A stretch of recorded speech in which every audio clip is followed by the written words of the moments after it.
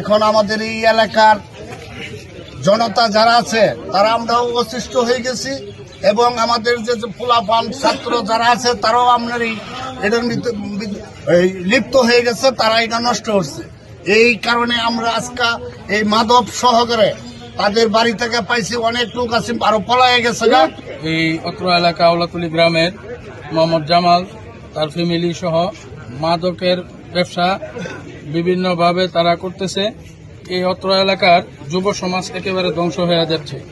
যুবকরা ছাত্র সহ লেখাপড়া বাদ দিয়ে মাদকের দিকে আসক্ত হয়ে গেছেন। এই মাদককে নির্মূল করার জন্য আমাদের এই আওলাতুলি গ্রামের সর্বস্তরের জনগণ ধর্ম বর্ণ নির্বিশেষে দলমত নির্বিশেষে সবাই একত্রিত হয়ে আমরা আজকে প্রতিরোধ গড়ে তুলি। সেই প্রতিরোধ লক্ষ্যে আমরা এই অত্র এলাকা থেকে মাদকের যে ব্যবসায়ী তার বাড়িঘর আমরা নির্মূল করে দেই।